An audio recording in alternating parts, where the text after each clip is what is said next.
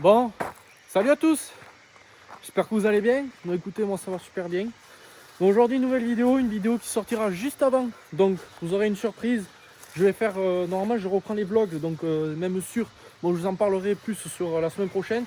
Je vous montrerai une grosse semaine de préparation pour les semis des maïs chez mon grand-père. Donc là, comme vous avez pu voir dans le titre, je vais vous faire voir un petit peu le tour des plaines, comment ça a été, comment ça a pu travailler.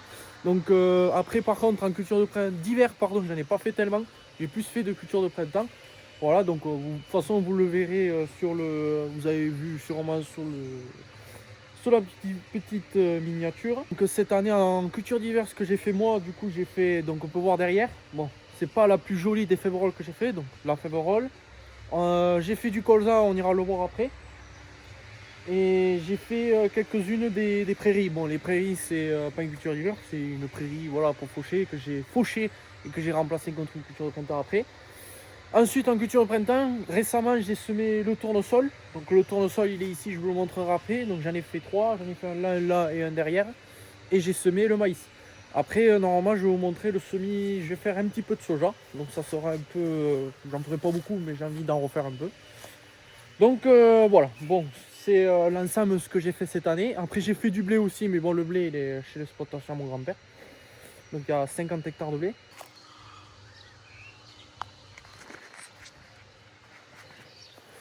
Donc ici on a la féverole, donc féverole que j'ai semé début décembre, donc c'est une variété d'Iva.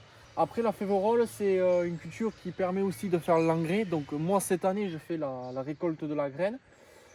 Bon après la féverole, voilà, tout le monde en fait, donc on en fait en engrais aussi, mais bon, voilà, comme je vous ai dit, je préfère faire en graines pour faire ensuite de l'engrais plus tard. Donc là, elle a terminé la floraison. Enfin, du moins, elle a toujours encore quelques-unes en floraison. On peut le voir juste là, ici. Il y a encore quelques-unes. Et là, maintenant, elle commence à passer du stade floraison au stade aux gousses. Voilà, donc les gousses, qu'est-ce que c'est? C'est justement là où vont se situer les graines. Voilà, bon, elles sont en train encore de se former, c'est pas mûr. Hein. Voilà, donc là, toutes les finitions des floraisons, des pétales et tout ça, c'est fini. Bon, il y en a quelques-unes encore, mais bon, voilà. De toute façon, la féveron, on ne la ramasse pas avant au mois de juillet. Juillet, voire début août. Après, il y a des féveroles d'hiver, il y a des féveroles de printemps aussi. Donc, chaque graine a sa spécialité, comme l'orge de printemps par exemple. Donc voilà, donc la féverole, cette année, j'en ai fait pas mal. Pourquoi? Parce que déjà de 1, pourquoi? Parce que déjà ça apporte beaucoup, vachement de matière organique. Surtout que la plante elle est riche en engrais verts. Et de deux, vu que la terre elle était assez acide, très moyennement, très peu aussi en azote, elle en manque un peu. Donc le but c'est de faire des cultures qui rentabilisent le sol, qui rapportent des riches en engrais, donc pour faire une plus prochaine culture. Donc voilà, bon, c'est la févre que j'ai choisi en plus particulier. Après, il y a aussi le poids qui rapporte aussi en termes de rendement, mais un peu en dessous. Voilà. Donc le plus qu'il faut principalement, c'est la févrole. Voilà. Voilà, donc après normalement une févrole, j'ai prévu de faire soit une culture de printemps, donc du soja, ou soit une culture d'hiver. Je verrai, ça sera sûrement une céréale, ça c'est sûr. Après, tout ce que c'est traitement et tout ça, je n'ai rien mis dessus. Je n'ai pas mis d'engrais non plus parce que voilà, elle se fait automatiquement elle-même l'engrais. Il n'y a pas besoin d'engrais. Par contre, ce qui est assez très contraignant, c'est les pucerons. Alors, les pucerons, ça, bon, normalement, je surveille quand même. Voilà, on peut voir toutes les petites parties de pucerons noirs. Ah, pas que là, il y en a un peu partout là. Je vais pas aller me trifouiller dans le champ. Les pucerons, malgré tout, ça les attire. Voilà. Après, ce que j'ai trouvé ça très peu cette année, c'est pas beaucoup d'abeilles. Après, elle a souffert aussi de l'eau. Il y a eu beaucoup d'eau. Là, pour le coup, elle a eu trop d'eau cet hiver et ça n'a pas été trop bon non plus. Voilà, on peut voir les tiges, elles sont pratiquement tout velues. Il manque de l'eau. En fait, il n'y a pas eu l'eau au bon moment en fait. Donc c'est ça que ça a dû aussi un peu. Voilà, donc elle monte facilement à 1,50 m, voire même 1,60 m. Il y a des moments que ça peut monter presque 2 mètres. Ça n'est pas les endroits. Voilà. Et ça, les graines bien formées, ça devient comme ça. Hein, les premières gousses. Voilà. Et là, les feuilles du bas. Bon, après, je sais pas si c'est dû. Moi, je pense pas formellement, mais je pense que c'est dû parce qu'il y a un manque d'eau. Pourtant, ils sont vraiment dans le coin le plus humide et c'est là où ça craigne le moins. Mais bon, quand même, je surveille, je suis à l'œil quand même, donc bon, c'est toujours à surveiller. Et bon, voilà, donc je vais voir. Faut croiser les doigts. Après, bon, l'année n'est pas finie, on n'est pas encore arrivé jusqu'à la récolte. Il peut toujours se passer quelque chose. Et comme l'année dernière, on a eu beaucoup de dégâts au mois de mai. On a eu des maïs qui ont été ratés. Parce que voilà, la grêle, elle a cisaillé. Voilà, j'ai eu des cultures qui ont été cisaillées. Il fallait que je ressème, mais bon, il fallait que je sème autre chose que de la céréale. Donc voilà, on peut pas savoir comment. Faut toujours regarder la météo. Par moment, la météo se trompe aussi. Mais bon, faut toujours être vigilant aussi. C'est ça qui est le plus. Voilà, donc là, il y a les pucerons, comme je vous ai dit, il faut que je surveille. Si la plante ne devient pas malade, que ça ne met pas trop les maladies dans les graines, ça va. Si ça met les maladies dans les graines, je serai obligé d'intervenir. Donc ça, c'est la première parcelle que j'ai semée. Là, ici, j'avais fait, je sais pas si... Non, vous vous rappelez pas, c'est parce que c'est l'ancien compte. Là, ici, j'avais fait de l'orge. L'orge, il a été raté. Donc voilà pourquoi donc, il manquait un peu d'engrais. Donc ici, j'ai fait de la févorole. Alors celle-là, elle a été un peu touchée par le vent, parce qu'il y a eu beaucoup de vent. Donc elle se relève, mais pas terrible. Donc voilà, bon, ici pareil, je ferai une culture de printemps ou on verra. Voilà, bon, celle-là, elle a été semée une ou deux semaines après celle-là. Oui, une ou deux semaines après celle-là, mais bon, on peut voir, elle s'est bien rattrapée par rapport au... Voilà, donc elle a été semée mi-décembre celle-là. Celle-là, début décembre. Voilà. On fait vos rôles. Pour le moment, je suis assez satisfait, mais je surveille toujours. Ça m'inquiète un peu avec tout ce qu'il y a eu déjà avec toute l'averse. Après, pour moi, dès d'entrée, en fait, dès la poussée, j'en étais sûr qu'elle allait avoir l'averse parce que je voyais elle monter vachement vite. Et je me suis dit, bon, ça va pousser, mais il faut surveiller parce que plus c'est grand et plus la tige est fine et plus c'est un risque de verse. C'est ça où les cultures, c'est les problématiques en ce moment. Ou que ce soit les orges, les céréales aussi. L'orge aussi, avec le poids en fait de la culture et de l'eau, ça fait coucher la plante. Alors c'est pas forcément non plus dû aux animaux, parce qu'avec les animaux aussi on le saurait. Mais sinon, voilà, en fait c'est dû à, en fait, avec la rigidité des plantes là, ça, mais que en fait la plante n'a pas été assez solide et elle se couche. Voilà. Bon après ça, cette zone là, ça c'est pas la tempête qui l'a fait, ça a été les animaux qui ont été là-dessus. Donc ça c'est la févrole que j'ai semée pareil, en même temps que celle que j'ai semée. Donc celle-là aussi, mi-décembre. Voilà, bon ici, après j'en ai fait une autre aussi, mais bon l'autre je vais la détruire, par contre l'autre ça sera pour l'engrais vert, je vous l'expliquerai après. Voilà, bon ça, tout ici, que ici ça sera pour récupérer la graine. Pour faire, donc je ferai une moitié pour ressemer et une autre moitié pour faire du couvert. Donc le couvert que j'en ferai pour les prochaines cultures de printemps qui seront juste après les colzas. Voilà. Ici, donc tournesol que j'ai semé après régras. Donc tournesol variété oléo, donc tournesol oléique. Semé au semoir, je l'ai fait à la main malgré tout, j'ai pas le semoir monograine. Semer une graine par graine, donc ça fait 4 jours que je l'ai semé, donc ça fait à peu près une semaine pour qu'elle pousse. J'ai regardé déjà, ça commence à germer, mais il faut que je surveille parce que malgré tout les tournesols en ce moment, la problématique quand tu les fais pousser, ça se fait bouffer par les ravageurs, ou que ce soit les oiseaux, les rats ou n'importe quoi, les limaces aussi, qui mangent aussi les fleurs, les feuilles, les premiers, je le mets en bas parce que j'ai le nom mais je m'en rappelais plus.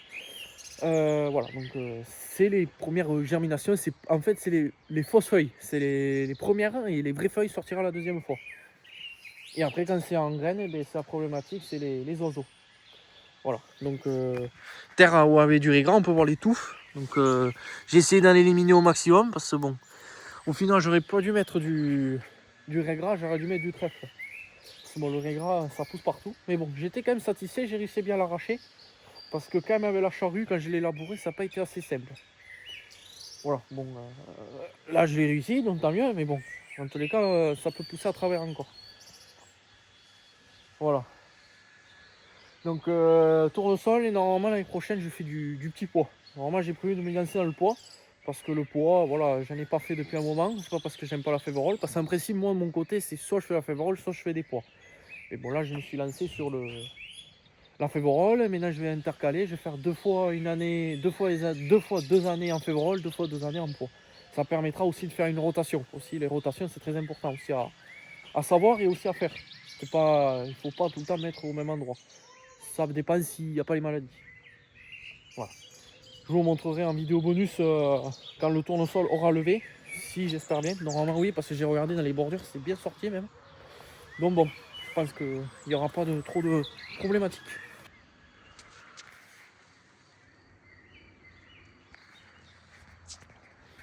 Alors, voici le colza. Donc colza hybride. Donc bon, le colza, qu'est-ce qu'il a eu ici? Donc on peut voir ici, il y a un bon gros trou. Là par contre, ça a été vraiment les animaux qui ont été venus dessus. Bon, il a l'air de s'y reprendre. Il a l'air de refaire des fleurs même. Donc bon, c'est bon signe, mais bon, j'espère pas que ça va pas trop se reproduire. Allez les abeilles. Donc le colza, je l'ai semé début août, mi-août, donc entre le 10 et le 15 août. Donc c'est un colza que j'ai pas mis de traitement, donc ni d'engrais, parce que même déjà d'ailleurs l'engrais ça s'est mis déjà parce que j'ai mis de la merde de vache, donc du fumier de vache. Donc ça a permis en même temps de le faire pousser, parce qu'on peut voir même, vous voyez déjà il est assez haut, je fais 1m85, il est pas loin des 1m90, donc c'est même pas loin des 2 mètres. Voilà, donc le colza, alors qu'est-ce qui s'est passé pour que ça en arrive là? Déjà, bon, le colza je l'ai semé, ça s'est bien passé. Le semis ça a été impeccable, la levée elle a été impeccable aussi. Au cours de l'année, de l'hiver, entre novembre et décembre, il a été un peu touché par les chenilles et les charançons d'automne. Les charançons, qu'est-ce que c'est? C'est les petits insectes, je vous mettrai la photo. C'est les petits insectes avec la longue piquant, si vous voulez, le long nez, qu'en fait, qui a impacté la sève de la plante et qu'en fait, ça a rendu malade. Et en même temps, le colza, il avait du mal à se développer. Alors, ce que j'ai fait, ben, j'ai attendu, parce que bon, j'ai attendu, mais j'ai bien fait d'attendre parce que dans tous les cas, arrivé à l'hiver, il y avait une gelée.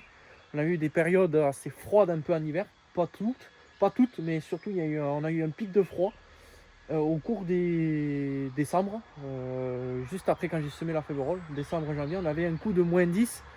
Là, les insectes, ils étaient plus là. Et j'ai vu qu'il y avait le colza, il repartait de plus belle et il refaisait les feuilles. Donc je me suis dit ça avait pas trop grand chose déjà à y revenir. Donc voilà, donc ça lui a permis. Il a un peu souffert au gel, mais ça lui a pas empêché de se débrouiller. Et après, ben, pendant la période février à presque au début printemps, il y avait la saison des premiers apports d'engrais. J'en ai pas mis parce que voilà, il n'y en a pas eu besoin. Donc il a poussé et arrivé à la floraison, ben, il y a eu des problèmes malgré tout. Ben, les animaux ont saccagé. Alors je sais pas si c'est pas les renards ou je sais pas qu'est-ce que c'est, mais en tous les cas ça m'a saccagé le colza. Et normalement il devrait arriver à ma hauteur. Donc voilà. Et il y a des moments, je l'ai vu. Alors ce que vous voyez gris, c'est les pucerons cendrés. En fait, ils mangent la sève et ce qui en fait qui empêche de faire de terminer la croissance. Dites-moi-le si je me trompe, mais en principe c'est ça. En fait, les pucerons cendrés mangent la sève des plantes et qui font ensuite rendre malades les plantes. Et qui fait que, ben voilà, regardez, ils sont en train de manger les premières siliques dessus. Et, du coup, ben, ce qui fait qu'au final, ben, les graines, elles y sont plus. Sinon, les siliques, c'est les plus grosses, c'est ceux-là. Donc voilà, elles ont fini leur production. Donc c'est encore allé, c'est pas mûr. Hein. Donc d'ici au mois de juin, là, bon, ça va être partout un peu pareil. Donc d'ici normalement au mois de juin, là, fin juin, juillet, c'est mûr. Hein. Après voilà, les graines, elles sont ici, elles ont encore du lait. Hein. Voilà, c'est une cours de formation de graines. Mais bon voilà, ça a été un colza où je pouvais avoir du rendement. Voilà. Et après ici on mettra un couvert végétal. Donc plus tard. Et ça sera ensuite que je mettrai le tournesol. Voilà, voilà les abeilles.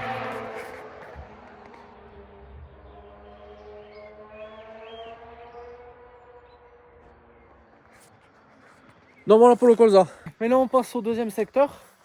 Donc ici, bon, là on peut voir la févrole. Donc la févrole que je détruirai d'ici quelques semaines, même pas une semaine. Donc celle-là, cette févrole sera destinée pour faire de l'engrais vert. Voilà, engrais vert dit donc broyage totalement de la culture. Et ensuite je vais l'enfouir avec la charrue. Voilà, celle-là, elle a été très productive. Je l'ai semée fin décembre celle-là. Voilà, les graines, hop, elles sont ici. Mais bon, faut pas que j'attende trop parce que s'il y a fait des graines après, quand les graines vont sécher, ça va refaire encore des févroles. Donc ici on y mettra de la tomate. Voilà, donc elle est assez, elle est assez dense, hein, donc Celle-là, par contre, je l'ai semée avec le motoculteur. Et j'ai remarqué que j'ai mieux réussi avec le motoculteur qu'à la main. Voilà, donc 1,50 m facilement. Ici, j'ai planté la pomme de terre. Elle commence déjà à monter. Et déjà, elle commence même à faire les premières. Voilà, une là, une là, bon, voilà. Donc il y a pomme de terre, donc Binche et Charlotte j'ai mis. La Binche c'est celle de droite côté Féverolles et la Charlotte côté gauche. Bon, on va pas trop mélanger les côtés. Voilà, donc là on avait remis. L'année prochaine je ferai le couvert ici avec un mélange. Donc je vais mettre 3 mélanges, 4 mélanges. Je vais mettre trèfle d'Alexandrie, donc c'est les trèfles rouges, Féverolles, Facélie et moutarde. Donc ça sera un complément. On va voir si en termes de rendement, ça sera mieux de faire que simplement que de la Féverolles ou simplement des mélanges, 4 mélanges. Voilà. Ici, ben là, j'ai semé le tournesol, donc il y a à peu près 2 jours, 3 jours. Donc j'ai fait le tournesol. Je l'ai divisé en deux, vous le comprendrez pourquoi. Parce qu'ici, en fait, j'avais semé le maïs. Donc le maïs, il est là. Il commence à pousser. Mais ici, cette zone-là, il y avait des trous, ça se faisait manger. Donc ici, là par contre j'ai intervenu, j'ai mis un coup d'insecticide. On va voir ce que ça donnera. Je vous montrerai bien sûr en vidéo bonus la levée des tournesols. Voilà, je voulais le faire voir en même temps sur le maïs, mais bon, je vais leur montrer aujourd'hui. Oui, donc j'ai passé un insecticide. On va voir ce que ça va donner. Donc tournesol pareil, oléique, variété oléo. Donc voilà, c'est le reste que j'ai fait à moitié. Donc l'année prochaine il y aura du petit pois que je vais faire là aussi. Donc ça sera la deuxième et dernière parcelle d'un pois que je vais faire. Pareil, tournesol semé en combien de centimètres? Je crois que c'est 20 cm d'écartement. Donc distance comme le colza. Et bon voilà, donc on verra ce que ça donnera. Je pense que ça devrait pousser, mais bon, on verra bien. Pareil, je surveille toujours les limaces. Ici, ben, la parcelle de maïs, donc une seule pour le moment. Donc, pour le moment, ça n'est qu'une. Alors, c'est la semence que j'ai achetée, c'est du maïs. Alors, je sais pas essentiellement la variété que c'est parce que je sais plus le nom, parce que c'est un nom que j'arrive pas à retenir. Donc voilà, donc les premières feuilles de maïs, je vais vous montrer les plus jolies parce que bon, les moins jolies, voilà, ils vont essayer de se débrouiller. Je vais essayer de faire quelque chose. Voilà, donc le maïs, c'est ça. Il est au stade de 3 feuilles. Il va faire la quatrième juste ici. Donc pour le moment, ça a l'air d'être bon. Par contre, à surveiller, c'est qu'il peut y avoir, ben voilà, les maïs, ils ont souvent la pyrale. Donc ça, c'est une maladie que voilà, ils ont en ce moment. Comme les buis, ça aussi, c'est les buis, c'est quoi? C'est un arbuste. Les buis, ils en souffrent aussi avec la pyrale, donc à surveiller. Donc voilà, donc le maïs, je l'ai semé le 15 avril, 14 avril précisément. Donc voilà. Bon, pourtant j'ai fait une très bonne préparation, j'y suis venu plusieurs fois, j'ai passé... Alors ici il y avait un colza mais il a été raté, donc j'ai laissé pousser des repousses un peu partout, par-ci, par-là. J'ai labouré, j'ai labouré l'hiver, j'ai laissé un peu aérer. J'ai passé un gisel, le gisel, le cultivateur, n'importe, enfin j'ai passé ça. Et j'ai retravaillé 3 fois avec le motoculteur, bien affiné. Parce qu'en principe, pour des maïs, il faut avoir une terre assez souple, assez fine, pour que ça puisse bien se développer. Mais bon, malgré tout, j'ai beau enlever de nombreux cailloux, et bien voilà ce qui s'est passé. Il y en a toujours encore quelques-uns, donc malgré tout, voilà. Donc ce que je ferai, ben, pour la prochaine culture que je ferai, normalement, je devrais... Bon, là, je vais faire du blé, hein, mais l'année prochaine. Hein. Mais bon, il faut que j'y revienne encore avec à la fourche encore, parce que pourtant j'en ai enlevé une bonne masse, parce qu'il y en a tout le long encore de l'autre côté, mais il y en a toujours encore. Donc je verrai. Parce qu'il faut en enlever. Après le blé ça pousse bien dans les cailloux, mais bon, les cailloux, les outils ça me pas trop les cailloux malgré tout non plus. Donc bon, c'est ça le truc. Mais bon, voilà, donc j'ai beau préparer la terre, mais bon, soit je me dis que c'est ça qui est dû parce que ça a du mal à pousser, ou soit après j'ai vu qu'il a été. La graine elle a été un peu pourrie, mais pourtant je l'ai acheté quand même, mais bon, c'est pas normal que si elle se pourrisse.